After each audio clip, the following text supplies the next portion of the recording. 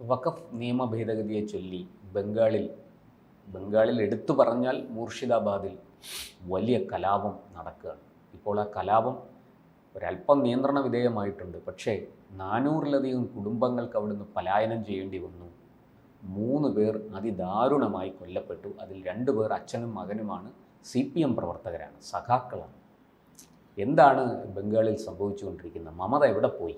ഈ രാഷ്ട്രീയം, ഈ വഖഫ് വിഷയം ഒന്ന് ചില വിഷയമാണെങ്കിൽ ഇന്ത്യയിലെ എല്ലാ മുസ്ലിങ്ങളെയും ബാധിക്കുന്ന പ്രശ്നം. കേരളത്തിലൊരു പ്രശ്നമുണ്ടല്ലോ. കേരളത്തിലാണല്ലോ എല്ലാ വിഷയങ്ങളും ഭയങ്കരമായിട്ട് കത്തുന്നത്. ഇവിടെ വലിയ വിഷയമില്ലല്ലോ. കേരളത്തിലൊരു വിഷയം ഉണ്ടാക്കാൻ ശ്രമിച്ചു, നടന്നില്ല.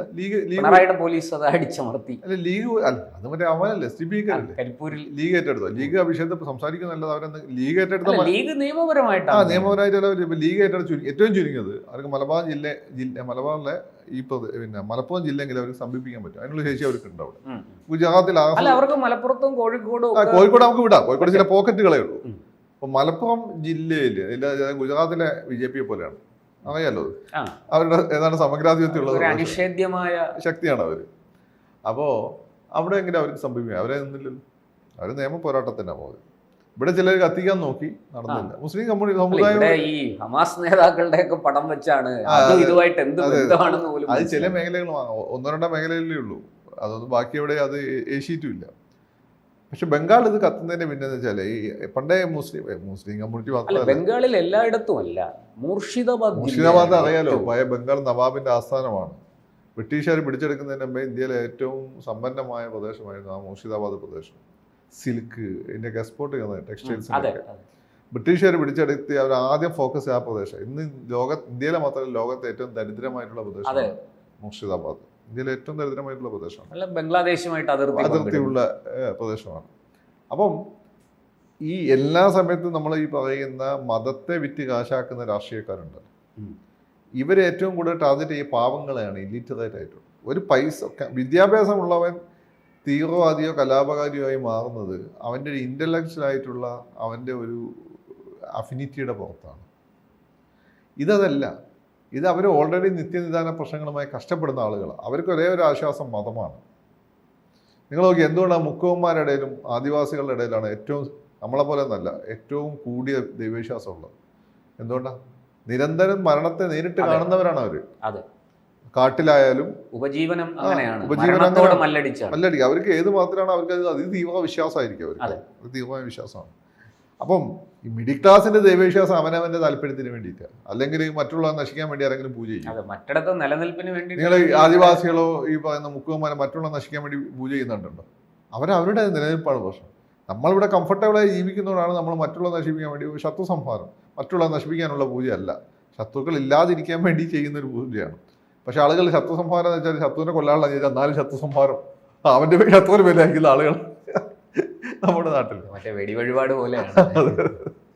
അപ്പോൾ ഈ മിഡിൽ ക്ലാസ് എന്ന് വെച്ചാൽ ഭയങ്കര കള്ളന്മാരാണ്. കള്ളന്മാരെന്ന് വെച്ചാൽ അവർക്ക് ഈ ദൈവവിശ്വാസം എന്നുള്ളത് ഞാൻ പലരെയും കണ്ടിട്ടുണ്ട്. ഭയങ്കര പൂജ ചെയ്ത് കൈ ഇങ്ങോട്ട് കഴിഞ്ഞ് ഭയങ്കര കൃത്രിമത്വമായിരിക്കും. തിരുവനന്തപുരത്ത് കൃത്രിമം ഞങ്ങളുടെ നാട്ടിൽ എന്താ പറയുക, ഈ അവിടെ ഇവിടെ അടി ഉണ്ടാക്കിക്കുന്ന പരിപാടി, അതിന് പേര് ടേമുണ്ട്, ഞാൻ മറന്നുപോയി. കുൽസിതം എന്ന് തോന്നുന്നു, ഇവിടെ കോട്ടയം അങ്ങനെ തോന്നുന്നു. ഈ സംഭവമാണ് കുൽസിത പ്രവൃത്തികളാണ്. അപ്പോൾ നോക്കുക നമ്മൾ പൂജ ആയിരിക്കും, മെഴുകുതിരി കത്തിച്ചേക്കലായിരിക്കും, കുറേ അതിനൊക്കെ ഉണ്ടാവും. പക്ഷെ ഇങ്ങോട്ട് വന്നു ചെയ്യുന്നത് മൊത്തം നേരെ ഓപ്പോസിറ്റ് കാര്യങ്ങളായിരിക്കും. അപ്പോൾ ഇങ്ങനെയുള്ള ഈ പാവപ്പെട്ട ആളുകളെ മാത്രമല്ല, ഇപ്പോൾ ഈ മിഡിൽ ക്ലാസിൻ്റെ ഇടയിൽ വർഗീയത, അവർക്ക് എന്തെങ്കിലും കാര്യം കിട്ടുമെന്നേ അവർ തെരുവിൽ തന്നുള്ളൂ. അല്ല വെറുതെ ഒന്നും ആകുമ്പോൾ തെരുവിലൊന്നും നോക്കില്ല മിഡിൽ ക്ലാസ്. പാവങ്ങൾ അങ്ങനെയല്ല, അവർ മതത്തിൻ്റെ പേര് വന്ന് അവർ തെരുവിൽ തന്നു. കാരണം അവർക്ക് ഒരേ ആശ്വാസം ദൈവമാണ്. അവരുടെ ജീവിത സാഹചര്യങ്ങളൊക്കെ ഭയങ്കര മോശമാണ്. അവർ ദൈവവിശ്വാസം എന്നുള്ള ഒറ്റ കോൺസെപ്റ്റ് പുറത്താണ് ഓരോ ദിവസം തള്ളി നീക്കുന്നത്. ഒരു പ്രതീക്ഷയാണത്. അതാണ് കാൾ മാർക്സ് പറഞ്ഞത്, ഈ മതം എന്ന കണ്ണില്ലാത്ത കാലത്തെ വെളിച്ചമില്ലാത്ത കാലത്തെ വെളിച്ചമായിരുന്നു എന്നൊക്കെ കാൾ മാർക്സ് പറയുന്നുണ്ട് ദൈവത്തെ പറ്റി. അതേപോലെ തന്നെ എന്താണ് മനുഷ്യനെ മയക്കുന്ന കറുപ്പ് എന്ന് വെച്ചാൽ ആ കാലഘട്ടത്തിൽ ഒരു അനസ്തേഷ്യക്ക് പരമായിട്ട് ഉപയോഗിക്കുന്ന ഒരു മെഡിസിൻ കൂടിയായിരുന്നു. ആ അർത്ഥത്തിലാണ് കാൾ മാർക്സ് അത് പറഞ്ഞത്. കാരണം കാൾ മാർക്സ് അത്ര വിവരമില്ലാത്ത ഒരാളല്ല. അല്ല മതം എന്ന് വെച്ചാൽ ഒരു മയക്കുമരുന്ന് എന്ന് പറയാൻ ആ രീതിയിൽ, പക്ഷേ ഒരു മെഡിസിൻ എന്ന രീതിയിലാണ് കാൾ മാർക്സ് പറഞ്ഞതെന്നാണ് ഞാൻ മനസ്സിലാക്കുന്നത്. പിന്നെ അത് അപ്പം ഈ രീതിയിൽ പാവങ്ങൾ ഇറക്കാൻ വളരെ എളുപ്പം. അതാണ് അവിടെ നടക്കുന്നത്. നമ്മളെ മതത്തെ ഈ പറഞ്ഞ ഹിന്ദുക്കൾ നശിപ്പിക്കാൻ പോവുകയാണ് എന്നൊക്കെ പറഞ്ഞിട്ടുണ്ടോ? അത് കേട്ടപ്പോൾ അപ്പം അങ്ങനെ വരുന്ന സമയത്ത് ശക്തമായ നടപടി എടുക്കേണ്ടത് ആരാണ്? അവിടുത്തെ സർക്കാർ സർക്കാരാണ്. സർക്കാരിനെ സംബന്ധിച്ച് അവർ മുസ്ലിംസിൻ്റെ അടുത്ത മുസ്ലിംസിൻ്റെ പിന്നോക്കാവസ്ഥയുണ്ട്. അത് അവിടെ ഇതിനെ മേടിച്ചിട്ടുള്ള എല്ലാ അവർ മാത്രമല്ല, എല്ലായിടത്തും മുസ്ലിംസിൻ്റെ ഈ പിന്നോക്കാവസ്ഥ നന്നായി ആളുകൾ വിറ്റ് കാശാക്കുന്നുണ്ട്. നന്നായി വിറ്റ് കാശാക്കുന്നുണ്ട്. ലോകത്തെ ഏതെങ്കിലും വിഷയം മുസ്ലിംസ് പീഡിപ്പിക്കട്ടെ, അതിൻ്റെ പുറത്ത് വലിയ സമരങ്ങളും മറ്റേ പുറത്തും ഉണ്ടാക്കിയിട്ട് ഈ പാവങ്ങൾ അതിൽ ഇങ്ങനെ നിർത്തിക്കൊണ്ടേയിരിക്കുക. അതിൽ ഇങ്ങനെ നിർത്തിയിട്ട് അവരെ വോട്ട് ബാങ്കായി നിലനിർത്തുക. ഈ കളി കുറേ കാലം എല്ലാവരും കളിക്കാൻ തുടങ്ങിയിട്ട് അതിപ്പം മമത അത് കളിക്കുന്നുണ്ട്. ഇതിൻ്റെ കാര്യം വെച്ചാൽ മുസ്ലിംസിന് ഇതുകൊണ്ട് എന്ത് കിട്ടി? That's A question. മുസ്ലിംസ് നിങ്ങൾ ഞാനീ പറയുന്നത് ഷെയ്ഖ് മുർഷിദാബാദിൽ കിട്ടിയത് ചീത്തപ്പേരാണ്. ഈ കലാപത്തിന്റെ ഉത്തരവാദികൾ എന്നുള്ളത് വേറൊരു പ്രശ്നം നിങ്ങൾ മനസ്സിലാക്കേണ്ടതുണ്ട്. ഞാൻ പിന്നെ മനസ്സിലാക്കിയത് ഗുജറാത്ത് കലാപം നമ്മൾ പലപ്പോഴും ചർച്ച ചെയ്യുന്നതല്ലേ. ഇപ്പം ഞാൻ ഏറ്റവും കൂടുതൽ എന്നെ ഹോണ്ട് ചെയ്യുന്നൊരു വിഷയം. ഇപ്പോൾ അടുത്ത എമ്പുരാൻ കണ്ടപ്പോൾ ഞാൻ ഭയങ്കര ഡിസ്റ്റർബ്ഡ് ആയി. നിങ്ങളോട് തോന്നില്ല. അപ്പോൾ ഗുജറാത്ത് കലാപത്തിന് ആദ്യമൊക്കെ നമുക്ക് കിട്ടിയെന്ന് വെച്ചാൽ നമ്മൾ ശരിക്കും കേരളം പോലുള്ള സൊസൈറ്റിയാണ്. അവിടെ ഈ മുസ്ലിങ്ങളെ ഈ പറഞ്ഞ ട്രെയിനിൻ്റെ ഇൻസിഡൻറ്റുമായിട്ട് ബന്ധപ്പെട്ട് അവരെ അതിഭീകരമായി കൊന്നു. ആ കുട്ടികളെ കൊന്നതിനും സ്ത്രീകളെ ആ രീതിയിൽ കൊന്നു. അതൊന്നും എനിക്ക് നമ്മൾ ദേഷ്യം പിടിക്കുന്ന ആളുകളെ കൊല്ലുകയൊക്കെ ചെയ്യും. ആ രീതിയിൽ ക്രൂരമായി കൊല്ലുന്നതിന് ഞാൻ അംഗീകരിക്കുന്നില്ല. അത് എനിക്കൊന്ന് ഒരു ഹിന്ദുമതത്തിൻ്റെ ചരിത്രം എടുത്ത് നോക്കി അങ്ങനെ സംഭവം ഉണ്ടായിട്ടില്ല. ഇവൻ വിഭജന സമയത്ത് പോലും ഉണ്ടായിട്ടില്ല. മറ്റു മതങ്ങളിലുണ്ട്, മറ്റു മതങ്ങൾ ഇതിൽ ഭീകര കാണുന്നില്ല. അതുകൊണ്ടാണ് ഗുജറാത്ത് കലാപത്തിൻ്റെ ഒരു വല്ലാത്തൊരു പ്രശ്നം. ഹിന്ദുക്കൾക്ക് അങ്ങനെ ചെയ്യാൻ പറ്റും നമ്മൾ ഒരിക്കലും വിചാരിച്ചതല്ല. അത്രയും അത് പോട്ടെ. അപ്പം ആ ഒരു ഗുജറാത്ത് കലാപത്തിൻ്റെ ഒരു ബാക്ക്ഗ്രൗണ്ട് ഉണ്ട്. അത് ഈ ട്രെയിനിൻ്റെ കത്തി ഇൻസിഡൻറ്റുമായിട്ട് ബന്ധപ്പെട്ട ഇത് മാത്രമല്ല. അവിടെ മദ്യമല്ലല്ലോ. അവിടുത്തെ പഴയ രാജാക്കന്മാരും മുസ്ലിംസാണ്. കുറേ ആളുകളൊക്കെ പാകിസ്ഥാനിലേക്ക് പോയി. അപ്പോൾ മദ്യം ഇല്ലാത്തത് കൊണ്ട് അവിടെ മദ്യമാഫിയ വളരെ സ്ട്രോങ് ആണ്. ഈ മോഡി വരെയുള്ള എല്ലാവരും ഈ മദ്യമാഫിയെ ഭയങ്കരമായിട്ട് പ്രോത്സാഹിപ്പിച്ചിരുന്നു. കേശുഭായ് പട്ടേലാണെങ്കിലും ചിമൻഭായ് പട്ടേലാണെങ്കിലും മധു സിംഗ് സോളങ്കി ആണെങ്കിലും ഇവരെല്ലാം മദ്യമാഫിയെ പ്രോത്സാഹിപ്പിച്ചു. ഈ മുസ്ലിംസ് വെള്ളം കുടിക്കില്ല. പക്ഷേ ഈ മദ്യമാഫിയയുടെ ഹെഞ്ചുമാനായിട്ടുണ്ടായിരുന്നത് ജെയിംസ് ബോണ്ട് സിനിമയിലെ കണ്ടില്ലേ, ഒരു മെയിൻ ബില്ലുണ്ട്, അയാളുടെ ഒരു മസിൽമാനും ഉണ്ടാവും, ഹെഞ്ചുമാൻ എന്ന് പറയും നമ്മൾ. ഹെഞ്ചുമാൻ എൻ്റെ മുസ്ലിംസ് ആയിരുന്നു. അത് ഇതിപ്പം ഈ പറയുന്നതിൻ്റെ മാതിരി RSSകാരാണെന്ന് ആദ്യം എന്നോട് ഇത് പറഞ്ഞത്. അത് ഞാനൊന്നും വിശ്വസിച്ചിരുന്നില്ല. പിന്നെ ഈ RSSകാർക്കെതിരെ അവിടുത്തെ RSS ഏറ്റവും കൂടുതൽ സംസാരിക്കുന്ന ആളാണ് TT സുകുമാർ, അവിടുത്തെ മുൻ DGP, മലയാളിയാണ്, തിരുവനന്തപുരത്ത് തന്നെ. RB സുകുമാർ. TT സുകുമാർ വേറൊരാൾ, ബുദ്ധിജീവി, ഇങ്ങനൊരു അഹമ്മദാബാദ് IIT മറ്റേ പോസ്റ്റ്. അപ്പം പണ്ടൊക്കെ ചാനൽ ചർച്ചയൊക്കെ ഇപ്പം മൂപ്പരെ പോലെ ആൾക്ക് പറ്റിയല്ല. ഒരു അക്കാദമീഷ്യൻസിന് അങ്ങനെ പറ്റിയ സംഭവമല്ല ചാനൽ ചർച്ച. അപ്പം RB സുകുമാറിൻ്റെ പുസ്തകത്തിൽ പറഞ്ഞിട്ടുണ്ട് അവിടെയുള്ള ഈ ലോക്കൽ ഗുണ്ടകൾ മുസ്ലിംസ് ആയിരുന്നു. അപ്പോൾ ഈ മെയിൻ വില്ലൻ ആരും കാണുകയില്ല. ജെയിംസ് ബോണ്ട് സിനിമയിലെ മെയിൻ വില്ലൻ എല്ലാവർക്കും സ്വീകാര്യനായിരിക്കും. ഈ ഹെഞ്ചുമാനെ മാത്രമേ നമ്മൾ കാണുള്ളൂ. അപ്പം അത് നിങ്ങൾ മനസ്സിലാണെങ്കിൽ ഈ മലയാളത്തിലാണെങ്കിൽ നമ്മളൊരു സിനിമ, മമ്മൂട്ടിയുടെ അടുത്തൊരു സിനിമ വന്നല്ലോ, നമ്മുടെ മിഥുൻ മാനുവൽ തോമസിൻ്റെ ഒരു സിനിമ, പേര് മുംബൈ.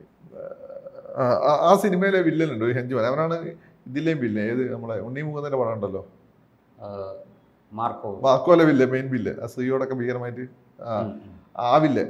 ഇവൻ ഹെഞ്ചുമാൻ. ഇവനെ ആളുകൾ പൊതുവേ കാണുന്നുള്ളൂ. ഇവനാണ് ഏറ്റവും ക്രൂരത കാണിക്കുന്നത്. ശരിക്കും ക്രൂരം മറ്റവനാണ്, പുറകിലിരിക്കുന്നവൻ. അവൻ എല്ലാവർക്കും സ്വീകാര്യനാണ്. അപ്പോൾ അവിടുത്തെ ഹെഞ്ചുമാൻ ബേസിക്കലി മുസ്ലിംസ് ആയിരുന്നു. അപ്പം ഇവരോട് ജനങ്ങൾക്കൊരു എതിർപ്പുണ്ടായിരുന്നു. എല്ലാവരും പ്രശ്നം ഉണ്ടാക്കുന്നവരാണ്. പിന്നെ അവിടെ ഗുണ്ടാ സെറ്റപ്പിൽ നല്ലൊരു പങ്ക് വിസിബിൾ ഫേസ് മുസ്ലിംസ് ആയിരുന്നു. അപ്പം മുസ്ലിംസിനോട് വെറുപ്പ് ഓൾറെഡി ഉണ്ടാക്കിയെടുത്തിരുന്നു.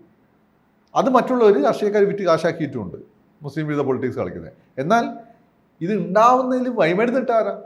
മുസ്ലിംസ് തന്നെയാണ്. ഇതേ സംഭവമാണ് അവിടെ നടക്കുന്നത് ബംഗാൾ. ഈ ഗുജറാത്തിൽ ഇപ്പം 60 കലാപം ഉണ്ടായിട്ടുണ്ട്. അതിനുശേഷം ചെറിയ ചെറിയ കലാപങ്ങൾ പല മേഖലയിലും ഉണ്ടായിട്ടുണ്ട്. ചില മുസ്ലിം മേഖലയിൽ ആരെങ്കിലും കയറാൻ പോലും പേടിയായിരുന്നു. അപ്പോൾ ഇവിടെ നമ്മുടെ കേരളത്തിൽ തന്നെ ഉണ്ടല്ലോ ചില മേഖലകൾ, മുസ്ലിം മേഖല മാത്രമല്ല, ചില കോളനികളിലെ ആളുകൾ കയറാൻ പേടിയാണ്. ആ പേടിയുണ്ടായിരുന്നു. അപ്പം ഈ രീതിയിൽ അവിടെ ഒരു ആൻറ്റി മുസ്ലിം സാധനം വർക്കൗട്ട് ചെയ്യാൻ സാധ്യതയുണ്ട് ബംഗാളിൽ. ഇത് 1-2 സംഭവത്തിൻ്റെ പുറത്തല്ല വലിയൊരു കലാപം ഉണ്ടാവുന്നത്. അതിങ്ങനെ അക്യുമുലേറ്റ് ചെയ്ത് ഇപ്പം കേരളത്തിലെ മുസ്ലിംസ് മനസ്സിലാക്കേണ്ട കാര്യമാണ്. കേരളത്തിൽ ഇപ്പോൾ എല്ലാവരും പറയുന്നത് RSSകാരൻ ഒരു ക്രിസ്ത്യൻ മുസ്ലിം ഡിവൈഡ് സൃഷ്ടിച്ചിട്ടുണ്ട്. എനിക്ക് തോന്നുന്നില്ല അത് RSSകാരൻ സൃഷ്ടിച്ചാണ്. RSSകാരൻ സൃഷ്ടിക്കുന്നതിന് മുമ്പേ അവർ ശ്രമിച്ചിട്ടുണ്ടോ? പുതിയ കാര്യമൊന്നുമല്ല. ഉണ്ടെങ്കിൽ ഇത് ബേസിക്കലി അടുത്ത കാലത്ത് നടന്ന ചില സംഭവങ്ങളാണ്. ആ സംഭവങ്ങൾ എന്ന് വെച്ചാൽ അങ്ങോട്ടും ഇങ്ങോട്ടും കല്യാണം കഴിക്കുന്ന നല്ല പ്രശ്നം. ഈ നിമിഷ ഫാത്തിമയുടെ ഉൾപ്പെടെയുള്ള വിഷയങ്ങളിൽ അതിലൊരു മറ്റു ലക്ഷ്യത്തോടു കൂടി പ്രേമിച്ച് കല്യാണം കഴിച്ച് നശിപ്പിച്ചൊരു വിഷയം വന്നിരുന്നു. ഇതാണ് ആളുകളെ പേടിപ്പിക്കുന്നത്.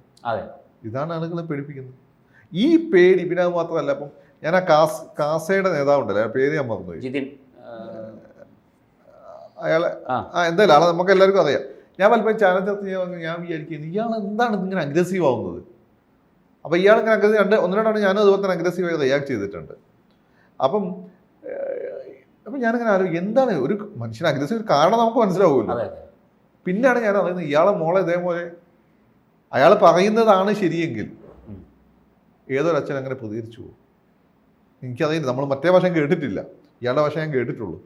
അയാൾ പറയുന്നതാണ് ശരിയെങ്കിൽ അയാളുടെ സ്ഥാനത്ത് ആരാണെങ്കിലും ഇതിലപ്പം ആക്ട് ചെയ്തു. അപ്പം ഇത് ചില പ്രത്യേക ലക്ഷ്യങ്ങളോടുകൂടിയുള്ള ഒരു പെരുമാറ്റവും നടപടിയും ഉണ്ടെങ്കിൽ അത് തീർച്ചയായിട്ടും അപകടം സൃഷ്ടിക്കും. അതെ. അപ്പം ഇത് മുസ്ലിങ്ങൾ ശ്രദ്ധിക്കേണ്ട ഒരു കാര്യം, എസ്പെഷ്യലി ഇങ്ങനെ ഇപ്പൊ ബംഗാളിൽ എന്തുകൊണ്ടാണ് മുസ്ലിംസ് ഒരുപാട് പ്രശ്നങ്ങളുള്ള സ്ഥലം, ഭയങ്കര ദാരിദ്ര്യമുള്ള സ്ഥലം, അവിടെ എന്തുകൊണ്ട് മുസ്ലിംസ് വലിയ പ്രശ്നം? നന്ദിഗ്രാമം, സിംഗൂരും ഒക്കെ അതെ. പിന്നെ മാത്രമല്ല കലാപത്തിന്റെ ബാക്ക്ഗ്രൗണ്ടും ഉണ്ട്. ഇപ്പം മഹാത്മാഗാന്ധി ഉള്ളതുകൊണ്ടാണ് 47 അവിടെ കലാപമല്ലാതിരുന്നത്. അതിന് മുമ്പ് അവിടെ വലിയ കലാപങ്ങൾ ഉണ്ടായിരുന്നു.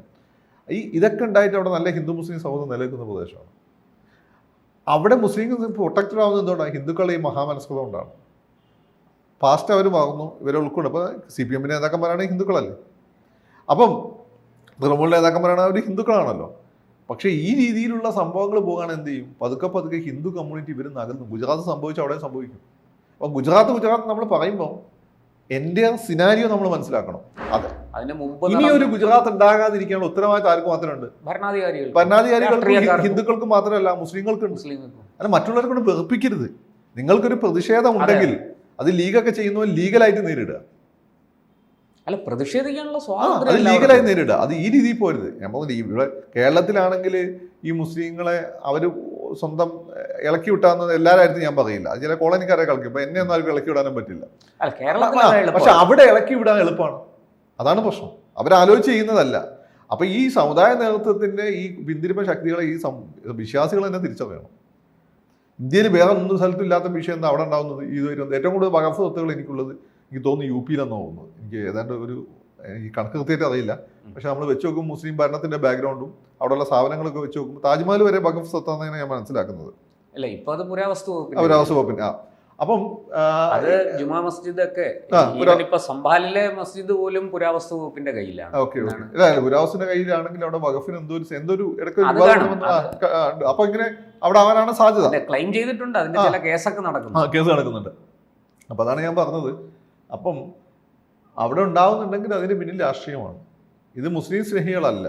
ഇതിന് പിന്നിൽ സ്വന്തം രാഷ്ട്രീയ ലാഭത്തിന് വേണ്ടി സമുദായത്തെ വിട്ട് കാശാൻ ശ്രമിക്കുന്നത് ആ സമുദായത്തിലുള്ളവരും പുറത്തുള്ളവരാണ്. ഇത് അവർ മനസ്സിലാക്കുന്നതാണ് നല്ലത്. അല്ല നമ്മൾ ഗുജറാത്ത് കരഞ്ഞിട്ട് ഒരു കാര്യമുണ്ട്. ഗുജറാത്തിൽ നമ്മൾ ഒരു നടക്കാൻ പാടില്ല സംഭവിച്ചിട്ടുണ്ട്. അതൊക്കെ ശരിയാണ്. പക്ഷെ അതെങ്ങനെ ഗുജറാത്തിലേക്ക് എത്തി? പക്ഷെ അതിനുശേഷം ഏതാണ്ട് 1/4 നൂറ്റാണ്ടിനോട് അതെ പിന്നെ ഒരു പിന്നെ ഉണ്ടായിട്ടില്ല. ഞാൻ പറയുന്നതാണ് എങ്ങനെ ഗുജറാത്തിലേക്ക് എത്തി എന്ന് കൂടി. ഇപ്പൊ ഞാൻ നിങ്ങളെ പറഞ്ഞല്ലോ, ഞാൻ ആദ്യ കാലത്ത് അതിശക്തമായി ഗുജറാത്തിൻ്റെ പേരിൽ അതിശക്തമായി മോഡിനെ വിമർശിച്ചുകൊണ്ടിരുന്ന ഒരാളാണ്. എന്നെ സംബന്ധിച്ചിടത്തോളം എനിക്കൊരു തീരുമാനം, എൻ്റെ ഒരു കൺവെൻഷനെ മാറ്റാൻ എനിക്ക് കിട്ടുന്ന നോളജും എനിക്ക് ദൈവവിളിയും ഉണ്ടാവും. എൻ്റെ വാക്ക് പറഞ്ഞാൽ നിങ്ങൾ വിശ്വസിച്ചില്ലെങ്കിൽ അതിനനുസരിച്ച് ഞാൻ എൻ്റെ കൺവിക്ഷൻസ് എന്തെങ്കിലും ചേഞ്ച് ചെയ്യും. അല്ലാതെ ഞാൻ വെറുതെ ആരും പറഞ്ഞിട്ട് എന്ത് പ്രലോഭനത്തിൽ പെട്ടോ ഒന്നും ഞാൻ എൻ്റെ കൺവിക്ഷൻ മാറ്റുന്ന ഒരാളല്ല. അപ്പം എന്തുകൊണ്ട് എൻ്റെ ആ കൺവിക്ഷൻ അത് 2 കാരണമുണ്ടോ. ഒന്ന്, മോഡിയെ വെറുതെ വിടുന്നു. രണ്ടാമത്, ഞാനതിൻ്റെ പാസ്റ്റ് ഏതാണ്ട് ചെകഞ്ഞു നോക്കി മൊത്തം. ആ സമയത്ത് കലാപം നടന്നമെന്ന് നമുക്ക് അതിൻ്റെ പാസ്റ്റ് അറിയില്ലായിരുന്നു. കൂടുതൽ ചെകഞ്ഞു. ഈ ശ്രീകുമാറിനെ പോലുള്ള ആളുകൾ പുസ്തകങ്ങൾ നമ്മൾ വായിക്കുന്നു. അപ്പം നമുക്ക് മനസ്സിലാവുന്നു ചരിത്രം അറിയുന്നതുകൊണ്ട് എങ്ങനെ ഇത് ഈ രീതിയിൽ സ്പിൽ ഓവർ ചെയ്തു. അങ്ങനെ സ്പിൽ ഓവർ ചെയ്യുന്ന ഇപ്പം കേരളത്തിലാണെങ്കിലും മറ്റ് ഈ പറയുന്ന നിങ്ങൾ ഈ പറഞ്ഞ പ്രദേശം ബീഹാറിലൊക്കെ ആണെങ്കിലും ഈ രീതിയിലുള്ള ഒരു അപരവൽക്കരണം നടക്കുന്നുണ്ട്. അതിന് മുസ്ലിം കമ്മ്യൂണിറ്റിക്കും പങ്കുണ്ട്. ആ ഇല്ലാതാക്കാൻ ലിക്വിഡേറ്റ് ചെയ്യുക എന്നുള്ളതാണ് മുസ്ലിം കമ്മ്യൂണിറ്റി ചെയ്യേണ്ടത്. അതിന് ഈ പാവപ്പെട്ട മുസ്ലിങ്ങളല്ല ഇതിന് കാരണക്കാരൻ. ഗുജറാത്തിൽ മരിച്ച പാവപ്പെട്ട മുസ്ലിംസ് അവരെ എന്തുകൊണ്ട് കൊല ചെയ്യപ്പെട്ടെന്ന് പോലും അറിയില്ല. കുറേ ഗുണ്ടകളുണ്ട്, കുറച്ച് രാഷ്ട്രീയക്കാരുണ്ട്, അവരെ സപ്പോർട്ട് ചെയ്യുന്ന ചില മത നേതൃത്വങ്ങളുണ്ട്. അവരാണ് ഈ അവസ്ഥയിലേക്ക് എത്തിക്കുന്നത്. ആ കോക്കസാണ്. ആ കോക്കസിനാണ് താക്കേണ്ടത്. അതിന് സമുദായ അംഗങ്ങൾ തന്നെയാണ് സാധാരണ. അവർക്കാണ് അതിൽ നഷ്ടം വരാൻ പോകുന്നത്. ഇവന്മാർക്ക് സുഖമായിട്ട് അവന്മാർ ദുബായിലോ ലണ്ടനിലൊക്കെ പോയി ജീവിക്കും. ഒരു കലാപമുണ്ടായ പാവപ്പെട്ടവൻ, ഒന്നും അറിയാത്ത സ്ത്രീകൾ, കുട്ടികൾ, അവരാണ്. അതാണ് അതിന്റെ കാര്യം. കൂടുതൽ വാർത്തകളും വിശേഷങ്ങളും നിങ്ങളിലേക്ക് എത്താൻ ABC മലയാളം സബ്സ്ക്രൈബ് ചെയ്യുക, ബെൽ ബട്ടണും അമർത്തുക.